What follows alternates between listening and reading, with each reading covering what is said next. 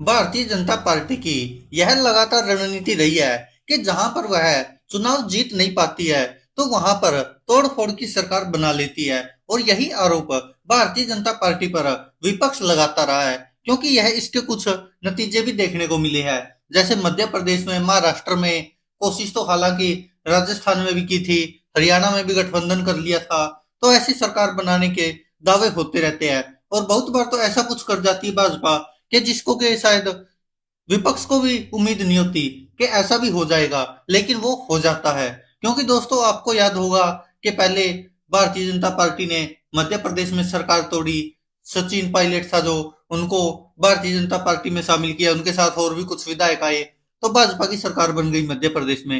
हालांकि जीत तो कांग्रेस की हुई थी, लेकिन मध्य प्रदेश में भारतीय जनता पार्टी ने सरकार बनाने के लिए तोड़फोड़ कर दी। हालांकि जो अटल बिहारी वाजपेयी थे वो इस तोड़फोड़ के खिलाफ थे, क्योंकि उन्होंने संसद में ऐसा कुछ बयान भी दिया था, आपने सुना होगा शायद, कि जो तोड़फोड़ करके ये सरकारें बनाते वो सही नहीं है, और वो उसके खिलाफ थे। लेकिन अब वही भारतीय जनता पार्टी है, सबसे ज्यादा वही तोड़फोड़ की सरकारें बनाती है। महाराष्ट्र में भी ऐसा ही हुआ था। आपको पता है किस तरह से पहले उद्धव ठाकरे की शिवसेना से एकनाथ शिंदे को अलग किया, उनको मुख्यमंत्री बना दिया। हालांकि शिंदे पर पहले आरोप लगते रहे थे। उसके बाद फिर जब एनसीपी बच गई तो वहां से एनसीपी के अजीत पवार को तोड़ लिया, उनको भी अपनी पार्टी में शामिल कर लिया, गठबंधन में शामिल कर लिया। तो आप सोचिए कि भारतीय जनता पार्टी यह कारनामे करती रही है, लगातार करती रही है और अभी भी कर ही रही है, और कोशिश हर राज्य में करती रही है। क्योंकि दिल्ली के मुख्यमंत्री अरविंद केजरीवाल ने भी आरोप लगाया था कि हमारे विधायकों को 20-20 करोड़ में खरीदने की ऐसी साजिश रची जा रही भाजपा द्वारा। ये आरोप लगाया था, आपको याद होगा। और हालांकि दिल्ली में तो ऐसा कुछ हो नहीं पाया, लेकिन महाराष्ट्र और मध्य प्रदेश में करने में कामयाब हुई। अब आरोप लग रहे कि कर्नाटक में भी वही खेल होने वाला है। जी हाँ दोस्तों, यह आरोप कोई और नहीं लगा रहा, बल्कि भारतीय जनता पार्टी ही लगा रही है कि जल्द ही कर्नाटक में कांग्रेस की जो सिद्धारमैया की सरकार है वो टूटने वाली है। और क्योंकि उनका आरोप है कि लगभग 50 कांग्रेस के विधायक बहुत जल्द कह रहे बीजेपी में आएंगे। आपको बता दें कि यह का भारतीय जनता पार्टी का नेता और पूर्व विधायक मुरुगेश निरानी, इसने यह दावा किया कि कर्नाटक की राजनीति में जल्द खलबली मचेगी और जो भारतीय जनता पार्टी है वो शायद सरकार बना सकती है, ऐसा दावा कर रहे हैं। हालांकि ये पहली बार नहीं है, इससे पहले भी एक और नेता थे भाजपा के, उन्होंने भी ऐसा ही दावा किया था। क्योंकि वो थे रमेश जारकीहोली, जिन्होंने दावा किया था कि सिद्धारमैया सरकार को किसी बाहरी नहीं बल्कि पार्टी के अंदर से ही खतरा है। उन्होंने दावा किया था कि कर्नाटक में कांग्रेस सरकार के साथ वैसा ही होगा जैसा महाराष्ट्र में उद्धव ठाकरे की सरकार के साथ हुआ था। उप मुख्यमंत्री DK Shivakumar and company सरकार गिराने के लिए जिम्मेदार होंगे। तो ये देखिए, कर्नाटक में भी वही खेल चल रहा है। हालांकि ये अलग बात है कि कर्नाटक में कांग्रेस कुछ ज्यादा ही सीटों से जीत गई थी।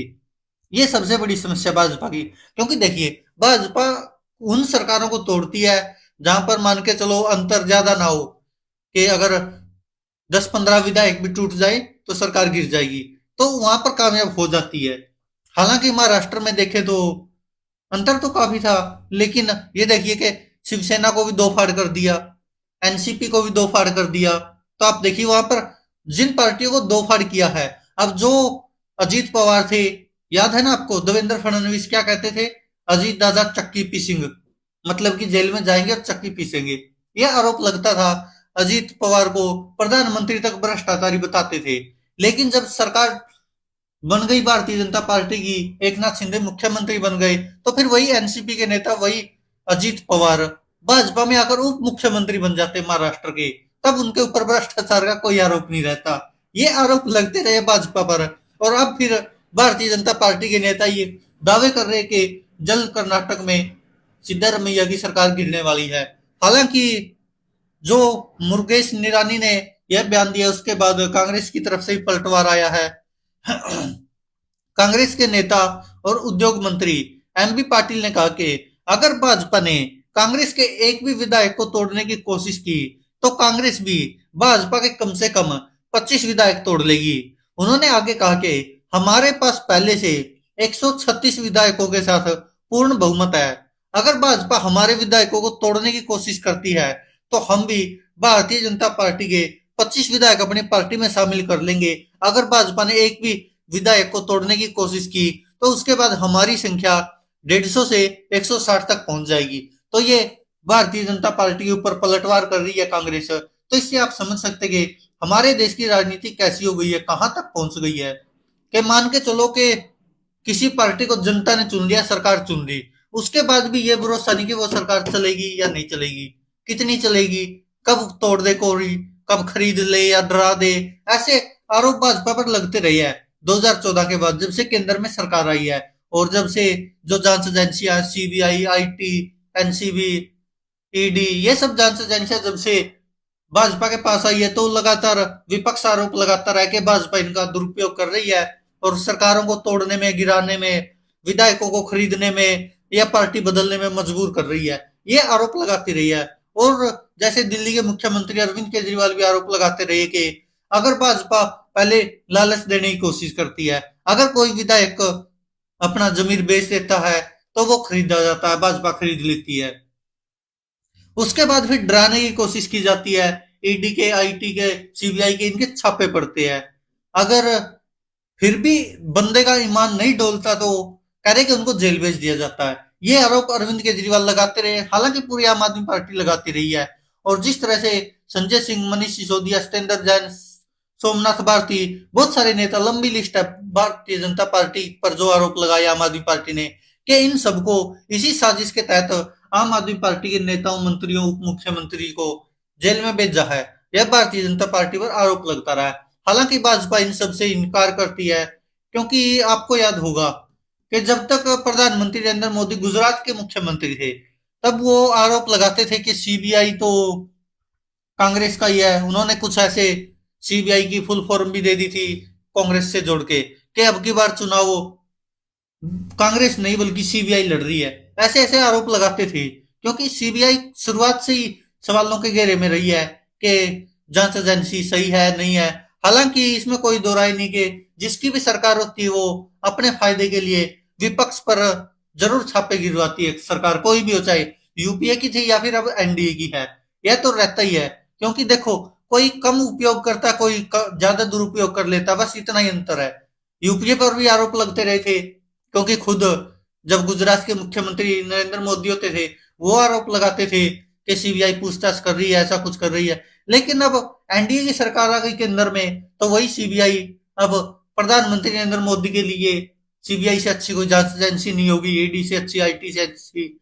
उनको अब उन पर इतना विश्वास है। याद होगा आपको, पिछले साल शायद सीबीआई का प्रोग्राम था कोई, वहां पर सीबीआई की तारीफ कर रहे थे प्रधानमंत्री जी और कह रहे थे कि अगर आप सीबीआई पर सवाल उठाते हैं तो आप उसमें जो ईमानदार इतने सारे अधिकारी हैं, जो अफसर है वो काम करते हैं, उन पर सवाल उठाते हैं। लेकिन तब यह बात नहीं सोची गई जब खुद आरोप लगाते थे सीबीआई पर। लेकिन अब सीबीआई उनके हाथ में है तो अब सीबीआई अच्छी हो गई, ये चलता रहा है। लेकिन दोस्तों, क्या आपको लगता है कि कर्नाटक में भारतीय जनता पार्टी सच में कांग्रेस की सरकार को तोड़ देगी? वो भी तब पूर्ण बहुमत है। आप सोचिए कि 136 विधायकों के साथ पूर्ण बहुमत है और उसके बाद भी कांग्रेस पलटवार तो कर रही है कि हम भी 25 तोड़ लेंगे, लेकिन कांग्रेस के बस की बात है नहीं शायद। क्योंकि भारतीय जनता पार्टी के पास जो चीजें हैं वो कांग्रेस के पास है नहीं, और यही कारण है कि कांग्रेस डरी हुई तो होगी जरूर। हालांकि आम आदमी पार्टी भी डरती थी और केजरीवाल और भी नेता बहुत सारे आरोप लगाते थे कि कभी भी हमको जेल में डाल सकते हैं। और अब वो धीरे धीरे देखिए आप, कहां से चली थी चैन और कहां तक पहुंच गई। उप मुख्यमंत्री मनीष सिसोदिया को जेल में डाल दिया शराब घोटाले में, संजय सिंह को डाल दिया, जमानत तक नहीं मिल रही है। वो तो सच्चाई बाद में पता चलेगी कि आरोप सही है या गलत है, क्या हुआ क्या नहीं हुआ। लेकिन वो धीरे धीरे कड़ी मुख्यमंत्री तक पहुंचा दी गई है। तो इससे आप समझ सकते हैं कि ईडी ने बुलाया भी था अरविंद केजरीवाल को, पूछताछ के लिए सम्मन जारी किया था कि 2 नवंबर को जाना था। चलो वो उनकी मर्जी है, या टाइम नहीं होगा, या आम आदमी पार्टी भी डरी हुई थी कि अरविंद केजरीवाल को भी जेल में डाल देंगे, इसलिए पूछताछ के लिए शायद ना गए हों और वो सीधे मध्य प्रदेश निकल गए चुनाव प्रचार के लिए। तो अब देखना होगा कि क्या होगा आगे। दोस्तों, आप क्या कहते हैं? क्या आपको लगता है कि कांग्रेस की सरकार टूट सकती कर्नाटक में? सिद्धारमैया की सरकार बनी हुई है, या फिर ये सब अफवाहें हैं। धन्यवाद दोस्तों, देखते रहिए सच की आवाज।